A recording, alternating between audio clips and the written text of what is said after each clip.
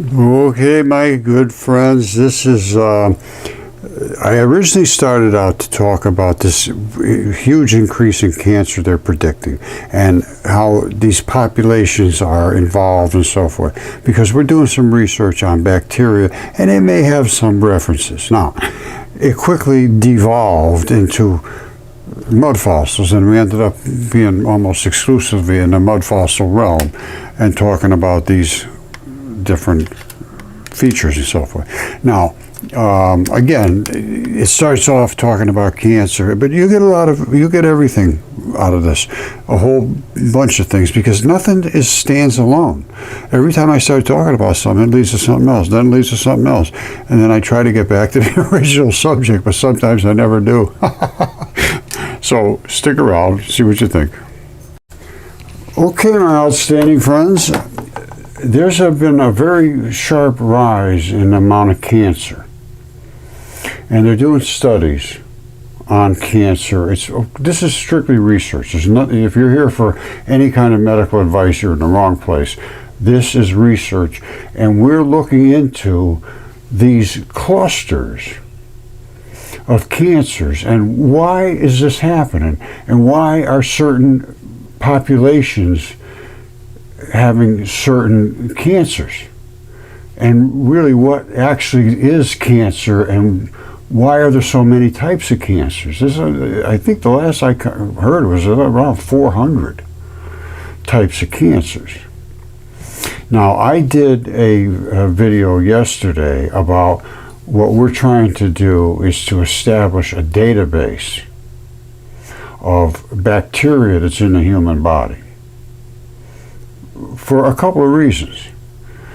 Not necessarily bacteria as an invasive bacteria that damages you, but there's also bacteria that creates enzymes that do chemistry that help the human body.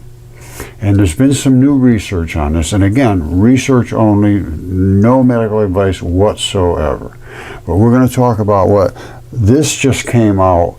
I saw it this morning, as a matter of fact, about 77% jump in cancer they expect by 2050 because of the rise. And then they go into showing the demographics of it, who gets what types of cancers in what places, and what is the difference between men and women and so forth. So there's a lot of digging around to do here. But I am working with some other people that were doing research, and primarily it's going towards North Ireland, that wants to see a study done to determine bacteria in the human body and if it has any significance to these diseases. Because bacteria create enzymes, and I went through this very, very carefully. And enzymes are the things that do the chemistry in your body. And bacteria lives primarily in the human gastrointestinal system. And it appears that there is some relationship between digestive issues and these invasive type of things. Again, this is just research.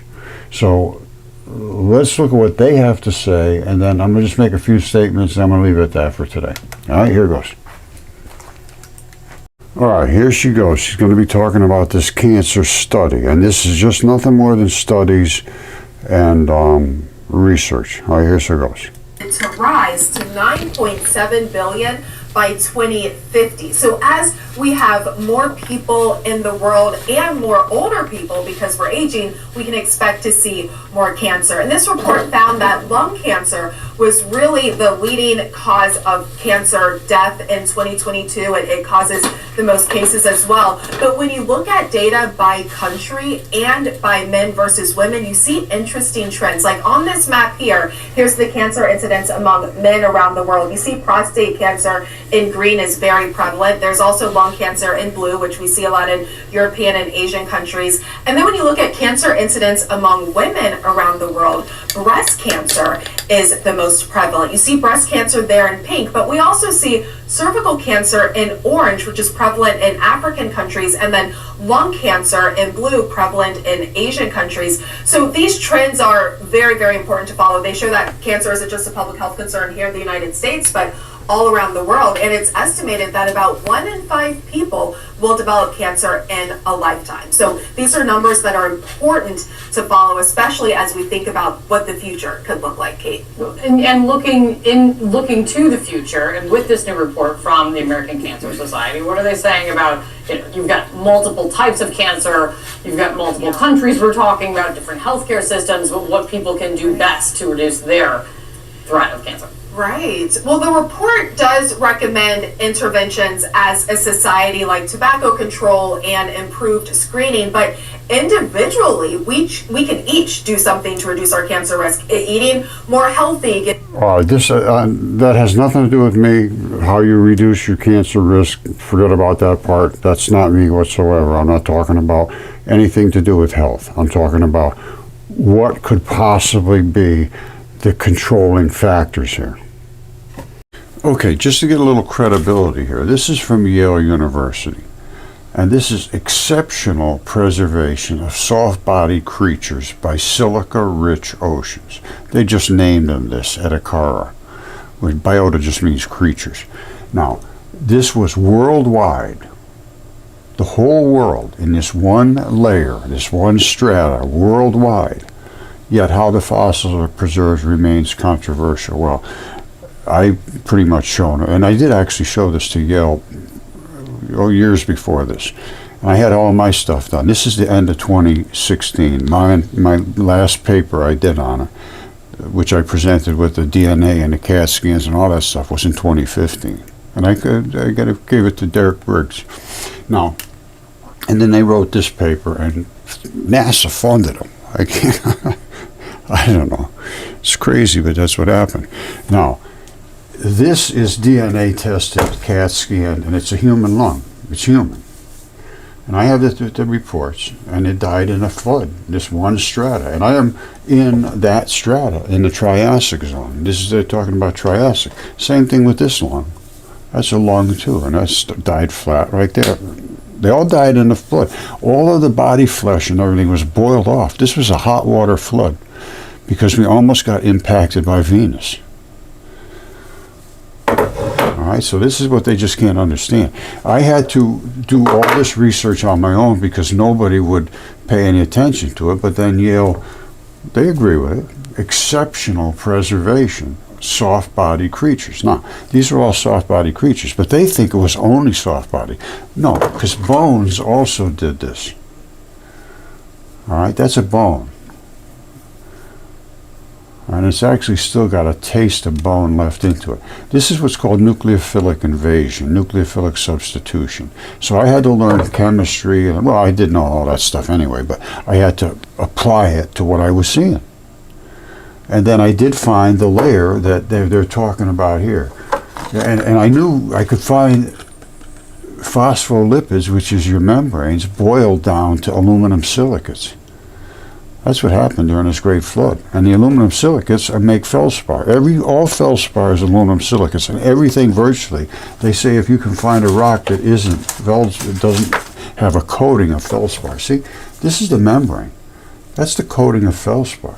Aluminum silicates, and it makes the membrane. You see it? That's the membrane of the organ. And I think this was probably a liver.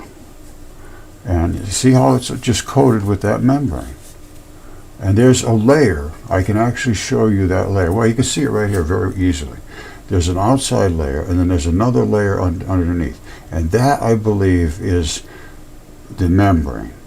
Well, I know it's a membrane area, and I believe the fluid-filled highway is right there.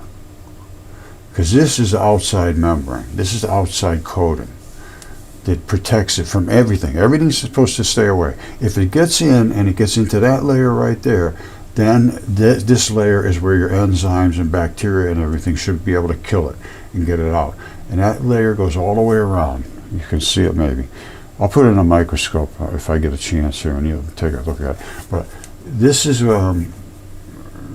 you know, I don't have the facilities to do the chemistry on this any more than a few little things, but, you know, like again, I don't know what this organ was, but I'm sure it was an organ. And it doesn't have any really like lobes of the lung or anything like that in there, so I'm pretty sure that's a liver. But anyway, this is a lung that was CAT scanned, DNA tested and everything. That's the pleura. This is in fabulous shape. That's red blood right there. And if I put water on there, you'll see it's actually like red blood. It's just blood. You drill into these. You don't take it off the surface. You clean it all good and everything and scrape it all down. And then you drill down inside and you get a sample. And that's what you test. And in the lung, it's almost 100% red blood down in this area. Now, I can't remember where I did this. Was a long time ago. But you just need a pin drill. And you get down inside there and send it off and see what it comes back. Now, this was the first one that was ever done, the stuff I had. The first one in the world ever done on ancient human DNA. And all three of them came back positive because they are. That's so long. And again, this is really just red blood. You put all you got to do is put a little water on there, and it rehydrates almost instantaneously. It turns very red.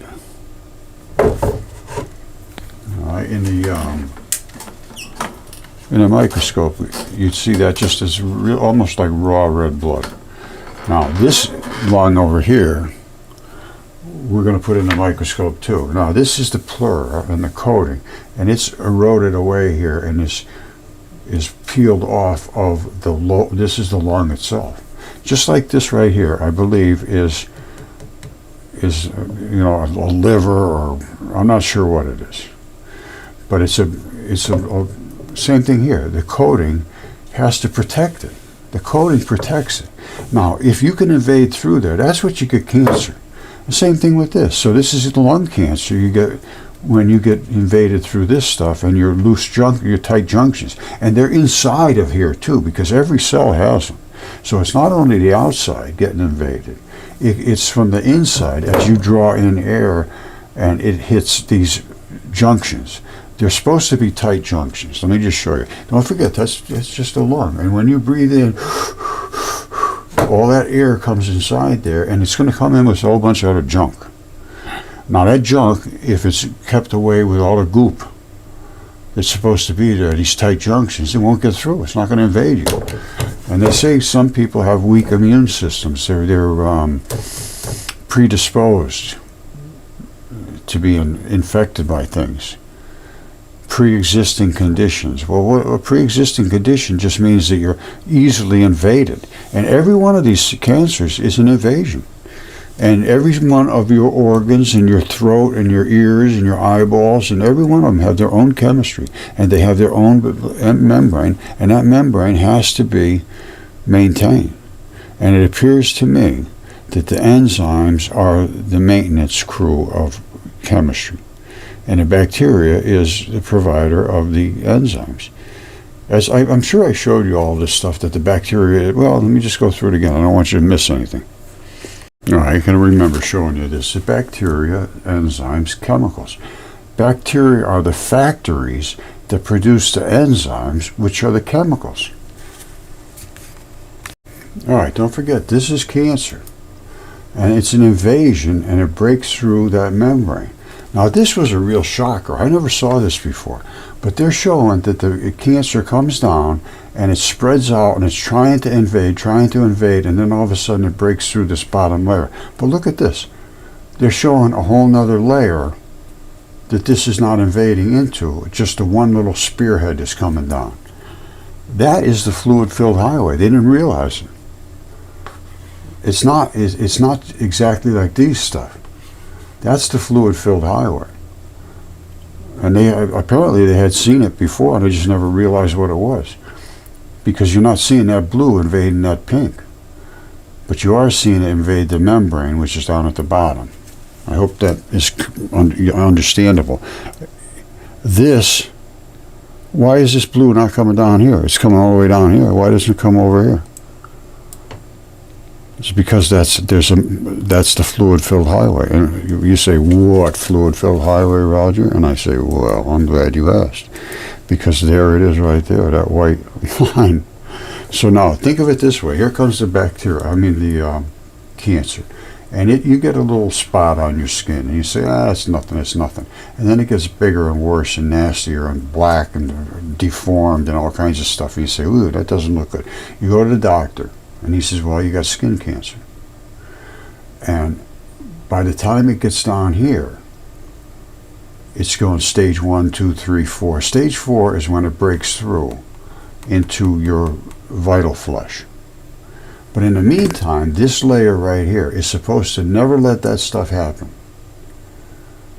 And in the cancer thing, remember the cancer came down and it stopped right here, but it poked through this like spot. So you have like a weak junction right here, let's say. This is just all speculation. This is just research. I want to look into this. I have somebody look into it. When we find somebody that has cancer, can we look at the junctions? Can we look at what happened to those junctions? Are the junctions bad? And what supports the junction? Is there some bacteria involved? And the bacteria create the enzymes. The enzymes create the chemistry. The chemistry creates the SLRPs, the small leucine-rich proteins, which are the slurpees that let your things slide back and forth, but they still stay glued together, so there's no penetration. This is what we're looking into now, but we need a database to see what is the normal bacteria. Because if the bacteria in your body are being damaged for some reason, good bacteria, let's say, you're not going to get that chemistry. And if you don't get the chemistry, something's not going to be correct. And like I say, every single thing in your body has different chemistry. Everything. Like that's why there's hundreds of different cancers. And all they are is what I just showed you before. They're invasion of that layer. And cancer is a tumor that invades. It grows through you to try to get to this vital flesh. And then it takes over. And let me show you I'm going to get a little deep into the chemistry here, but anybody can understand this. I don't care what your background is. I don't care if you're 12 years old or up, you can understand this. This is not designed for kids, though. This is nothing about kids. All right, here goes. Okay, my friends, this puts it right in one little nutshell. You have a bacterial cell. It's just a single cell organism, and it's an organism, and it's intelligent, and it has its own DNA, which is very, very sophisticated. It is programmed to create one single ribosome, and it's the same one over and over and over and over. It creates the same ribosome, and I believe it's just only one. And a ribosome is a very, very exotic little package, and it comes out as a ball like this of all these little polypeptides, protein chains. All right, and as they come to here, they program messenger RNA. So this is the ribosome. So this is this ribosome. All right, now it programs the messenger RNA inside the ribosome and eventually incorporates into our DNA. So it programs our DNA according to what this ribosome says to do. That's the messenger RNA. That's how you become immune to things and how you adapt to things. All right, but what's the chemistry here? Well, first of all, the chemistry, you have to have the bacteria. No bacteria, you don't get the ribosome. All right, there's no ribosome, you don't have the enzyme. There's no enzyme, you don't get the interaction in your DNA, so you never get whatever that was supposed to do. So what are the requirements to make this happen? Well, again, you need the bacteria. Let's go through the requirements. All right, here it is right here. Don't forget. I just want to be sure you didn't miss this. Bacteria are the factories that produce enzymes. Now listen to this. Enzymes are not alive. Those are those little balls that come shooting out of the bacteria. They're complex chemicals, and they are complex, produced by the bacteria. They produce them. They cannot reproduce, They just come out and they do their job. These can't consume waste. They break things down or they make things.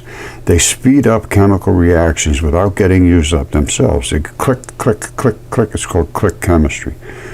And it's instantaneous. It's the speed of magnetism, which is the speed of light. So the enzymes are all proteins, and some enzymes attack proteins.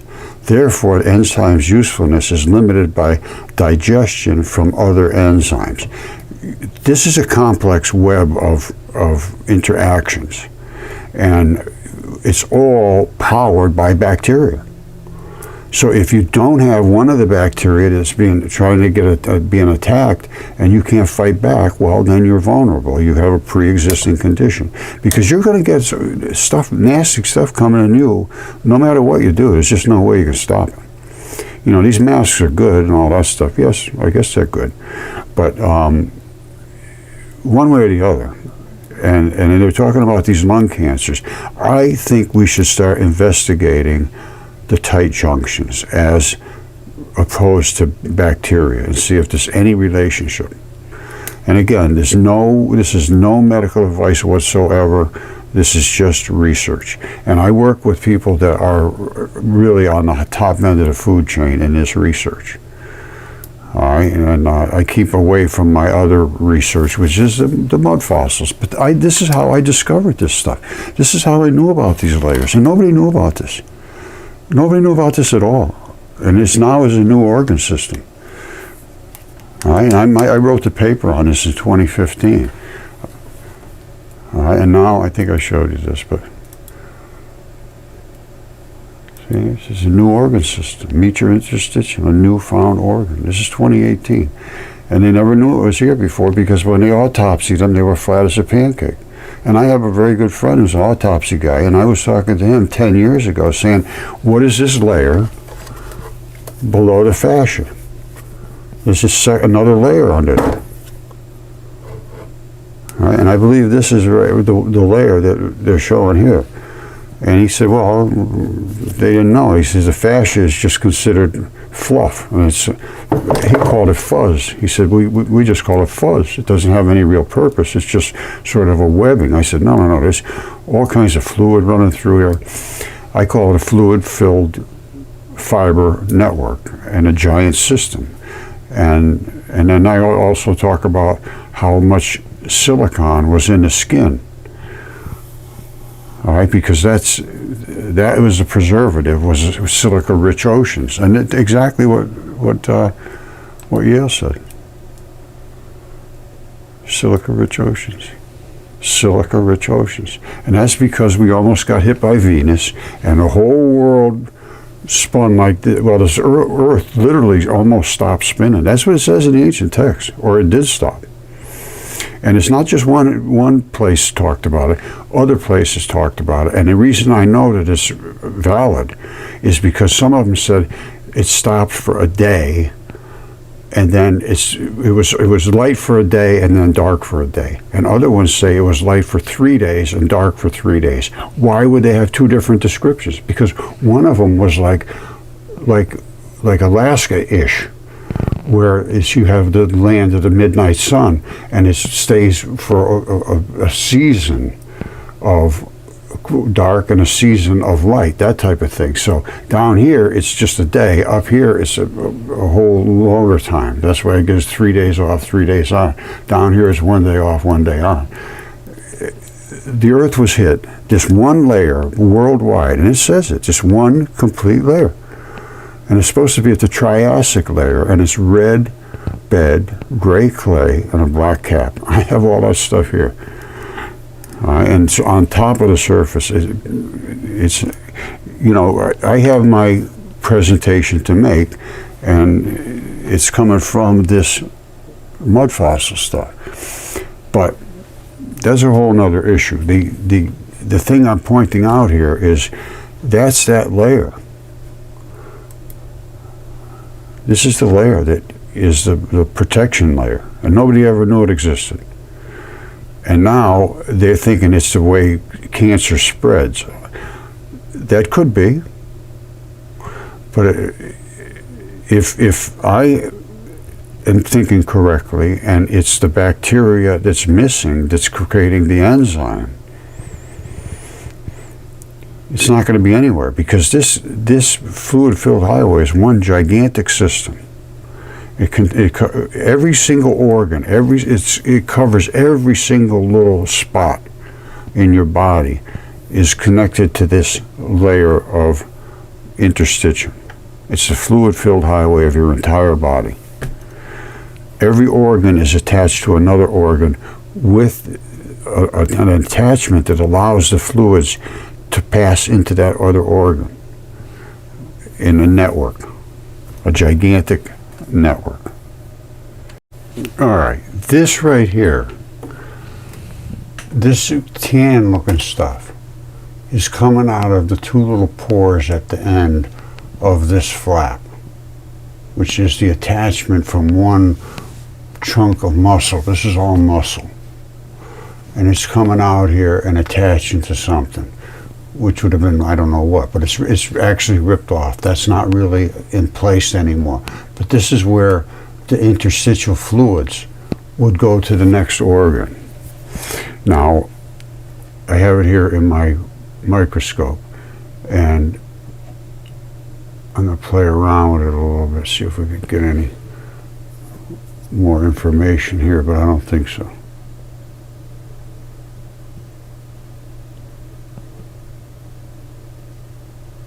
Well, you can see that fluid. That's the fluid right there, and it's coming out. I believe there's two holes in the end. Somewhere around there, I thought I saw them at one time.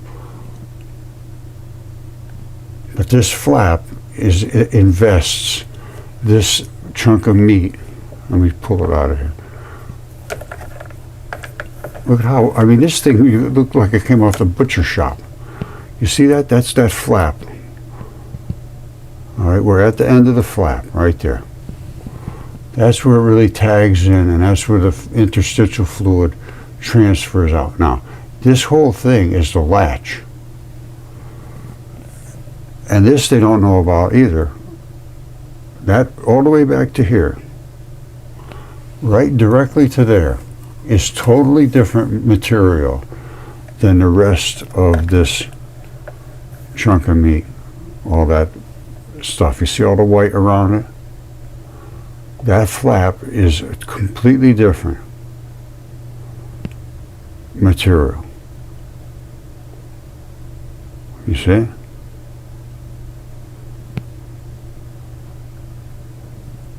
And I will show you one on a lung that eroded in a very crazy way. This is crazy stuff, but it's true. That you can see that's a piece of meat. If you don't realize that's a piece of meat, I don't know, go to the butcher shop and see what you see there. Well marbled. Here's some, what's going on there? There's a little taste of water, but it's probably almost like bleeding in that spot. Actually, it does look like there's, well, anyway. It is what it is. It's a chunk of meat. And that is the flap. Now let me show you what it looks like in a human being. All right, don't forget, this is Yale's paper 2016. I thought this was kind of cute.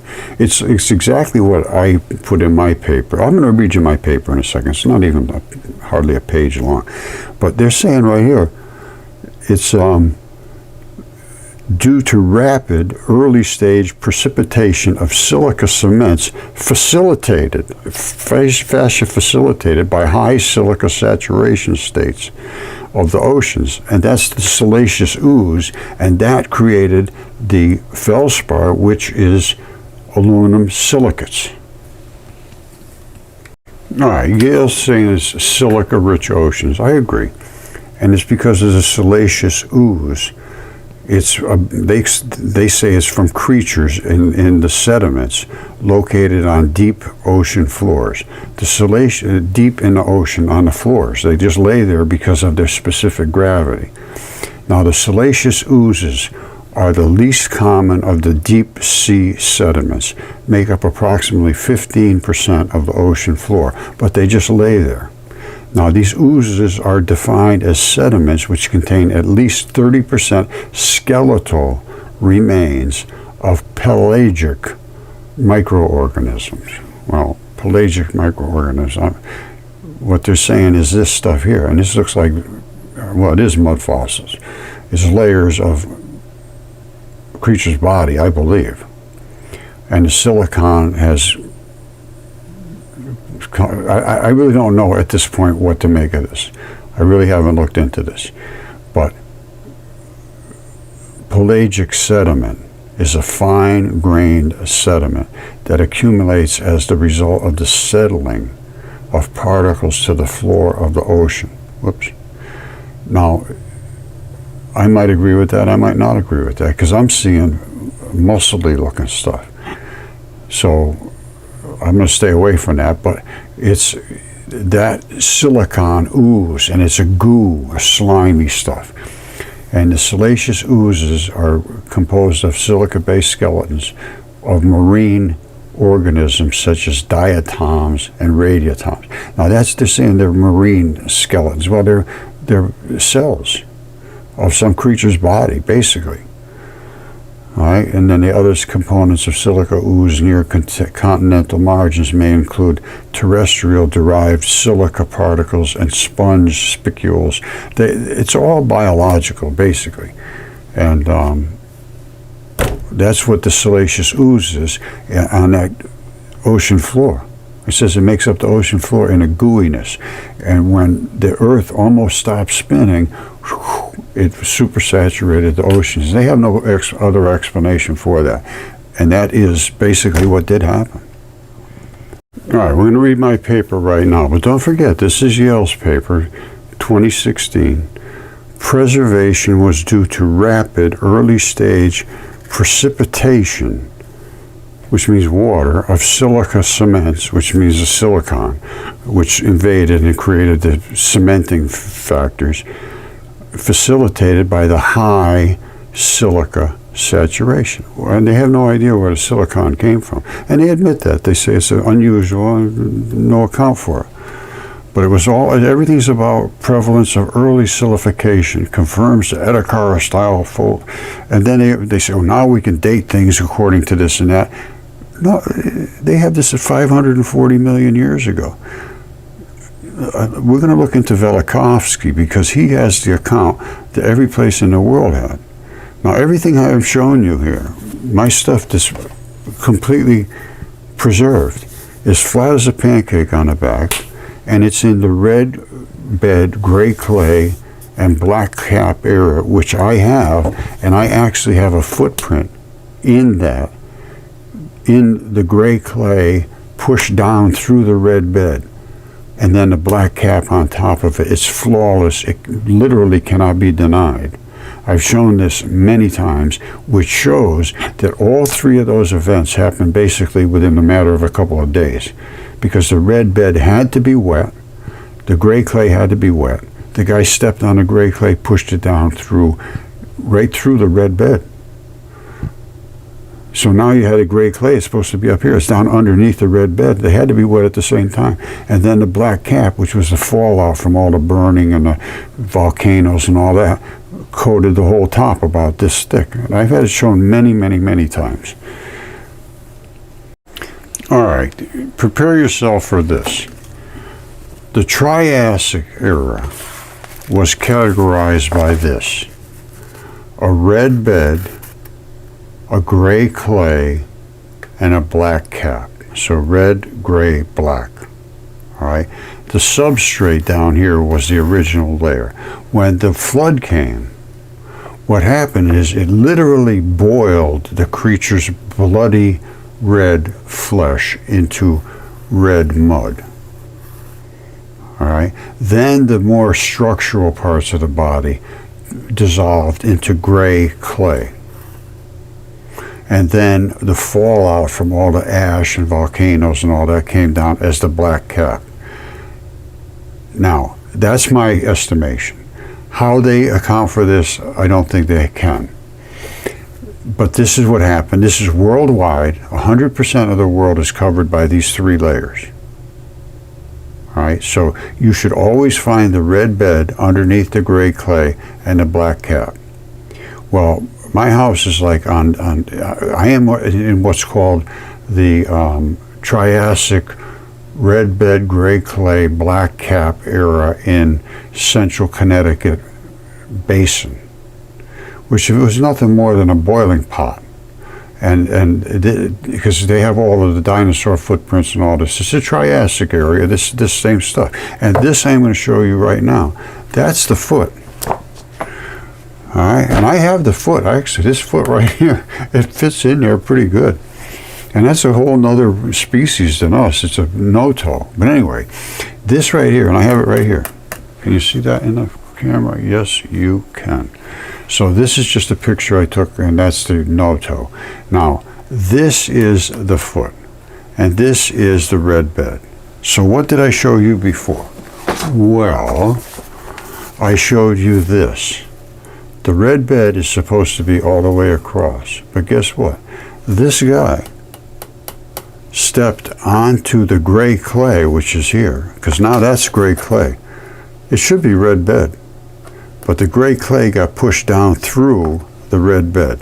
So when he stepped on that gray clay, it pushed it down and displaced the red bed. The red bed just got out of the way and squished it right down. So what does that mean? It means the gray clay was wet because his foot molded right into it. And when you see it, it's hard to deny.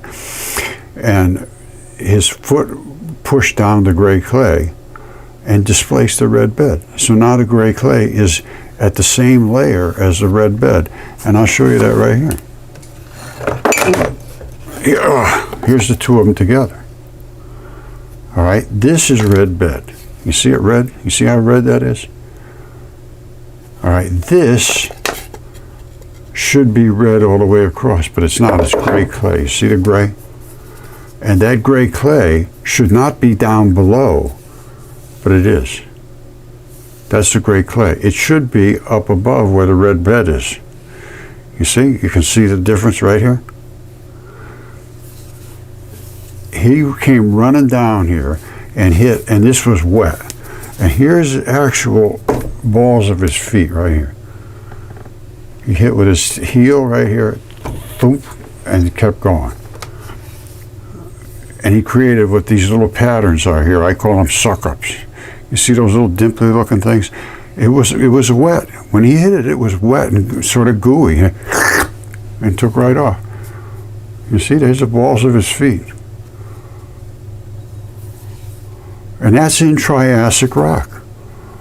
You see, the red bed is up here where the gray clay now pushed down through it. So all three of them had to be wet at the same time. See, that's not, gray clay is not supposed to be down there. Gray clay is supposed to be up above the red bed, but now it's below. I hope you can understand that. To me, it's quite simple to understand. They were all wet at the same time. There's no question about it. And the layer of the top is this, the black cap, and that's a big, thick, heavy-duty black cap that landed on top of this. So I have all three layers. That's Triassic. That happened in days. They were just wet all at the same time. And they say this, it was a worldwide rapid precipitation, heavy silicates, it's what it is. What it is what it is.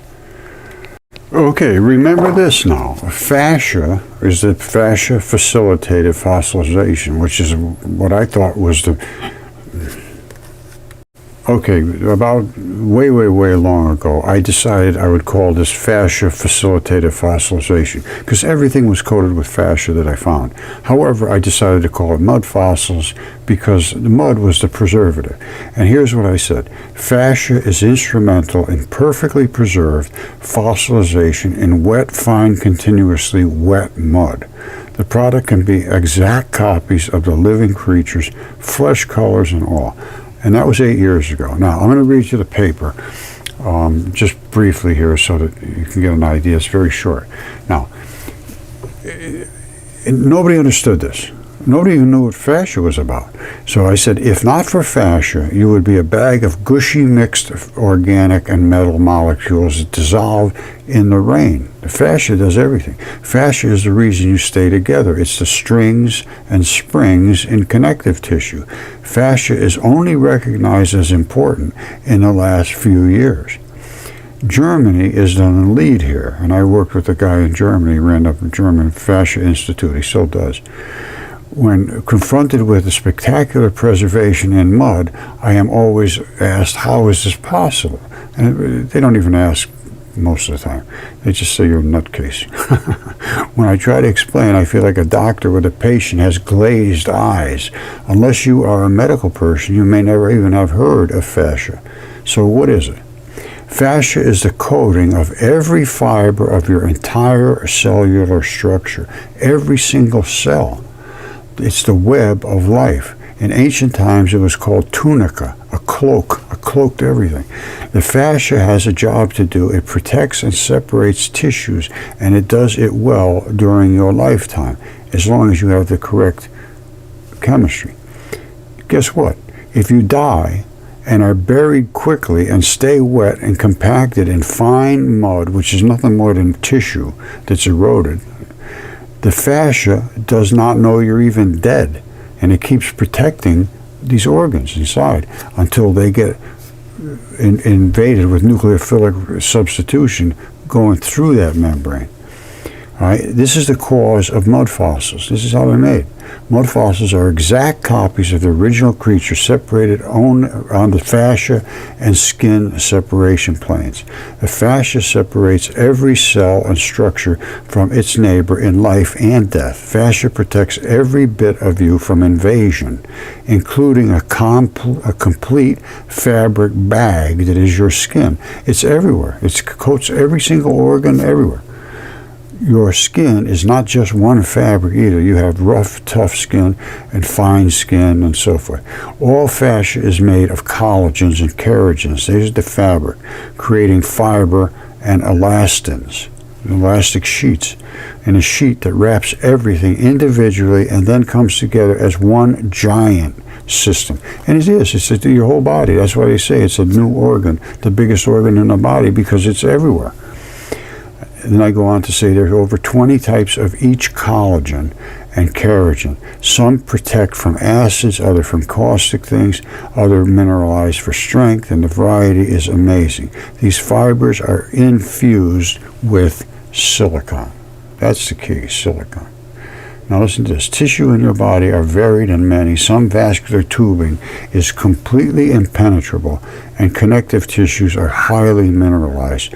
Skin has 50 times the silicon as other organs. The silicon is the big deal here. Silicon carbide is the fossil version of skin with a 9 on the hardness scale, which means hard and grippy. 9 on the Mohs scale is tough. Mud fossils contain all body parts, and each is the product of fascia-facilitated fossilization. Well, I call them mud fossils now. Fascia is part of the connective tissue and invests itself in bundles at certain places in the body. Listen to this now. Guess what? The investment sites correspond to ancient acupuncture points quite closely, where they tag one into the other. I think I showed that. They have a tag in there, and they used to put acupuncture things. Maybe the fluid wasn't flowing through there or something. It's now suspected fascia connective tissue may be fiber optic. That was my suspicion, but I have no idea. Fascia was thought to be mere packing material. That's what I was told. It's just fuzz, virtually inert. It's just in there to keep you from banging into each other. It's long been ignored as a subject of research. Recently, however, there have been new equipment that allows viewing of the fascia as it does its job. That's where I showed you maybe I didn't show you, but the bacteria zip in and out, collecting up all kinds of stuff. Or enzymes primarily, I believe. Now, once again, as in many experiments, there was totally unexpected results. Fascia is a tubular, fluid-filled fabric network. This is me making this statement in 2015. Fascia is a tube-filled, fluid-filled fabric network, which is the highway. And I go on and on and on. The network instantly reconfigures itself if it's damaged or pulled apart. It appears as if fiber optic wired network is redirecting the broken fibers by itself. They just refuse somehow. I believe fascia is fiber optic style network in creatures as it connects to every cell, and it does. It goes to every single cell, but it's bringing those fluids. And it is a complete system, which it is. I feel this is logically the wiring for send and receive communications. I don't necessarily think that anymore. It appears fascia may be much more than simple fuzz, as doctors often refer to it. Now, this is a guy in Germany. Werner Klinger from University of Ulm has done some excellent work in here, and then there's another guy I work with at the Fascia Institute in Germany, who is more of a sports injury place. He's real good. He's the one that tipped me off about the tattoo residue being found inside. Anyway, I think it was him. It might have been Werner. Anyway, I also feel quantum number, possibly from folded proteins, as a source of program codes. I don't necessarily agree with that anymore either. As a component of support and posture, fascia is also suspected to be a source of many pains. Yes, it is. This is the approach the science is taking to fascia. They're looking at it as a medical issue, and it's painful. And the only way that, well, I'm not going to talk about dealing with anything. Medical science is interested in life, not fossils. All right, so nobody cared about what I was doing. How does the system work in the life process? How does fascia work? How to detect and repair this system? All right, this is where you get these breakthroughs of this fascia, and this is what I was thinking about way back then. How does the system work while you're alive and working, and how do you detect and repair when you have breaks in the system of fascia? My approach to studying fascia is somewhat different. I analyze the fossils, and I look at the chemistry. I try to understand it from chemistry and anatomy and so forth. What can be explored? How are these rocks formed? What caused the elements, the metals and such, to concentrate? What caused the feldspar? Because they're all coated with feldspar, and that's because that's phospholipids boiled down to the aluminum silicates. It's right below it on a periodic table. That's exactly what you expect. What are the steps in sublimation and solvomorphism? What is the process that creates fossil fuel transitions? How do you get fossil fuels? Anyway, what results in organic compounds and volatiles? How does the pH affect the process of fossilization? What effects does wet soils have? Spontaneous electrical potentials, telluric occurrence. What do those have on organic matter? What's the molecular structure of different bio areas in the body, different types of bodily tissues, like connective tissues versus the lungs? How does the chemistry react during death? What's the process of decomposition and purging of the fluids? How does that happen? And what does that do to the tissues? What were the conditions of the burial? How did it? Anyway, what forms chemical invasion or creating voids and voids? What causes that? How does metal seeding happen? Right? Metals grow. The process leading to crystal formation and percomorphism, also called solvomorphism, how does that happen? All these little bits add up to, in some cases, exquisite, exact anatomical stone replacement body parts, with every structure and every color of the original flesh intact. And then I talk about some stuff that it doesn't, forget all that stuff down below because it's all gone. I canceled everything out. When I found out there's nobody's interested, I really got depressed, I got to be honest with you, and I just said, and I left these papers up here, but everything else I was all set to make a big, exposure and all this stuff, and it's never let up on it. Somehow they squished it, and it's never stopped. So that's the case. Anyway, that's the mud fossils. That's the process.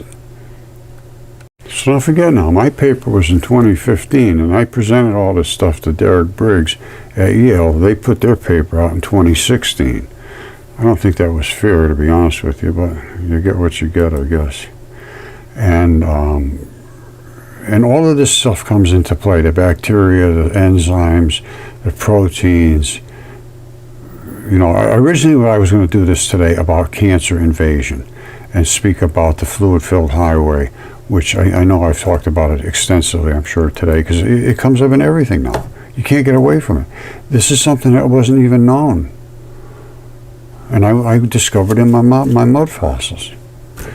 And now it's quite well known, but they still don't understand it. What I believe is its process is to deliver enzymes and bacteria as needed, scooting around through the body through that fluid-filled highway and protecting you from invasion. All right, because once this happens, you're in trouble. All right, it breaks through if it gets there. Now, they never knew about this layer, and they still don't know about it. They got it shaded just like this. Like it's just, for some reason, doesn't go to this layer here. This is the fluid-filled highway, and it has to find a fracture zone, a weak spot, a loose junction.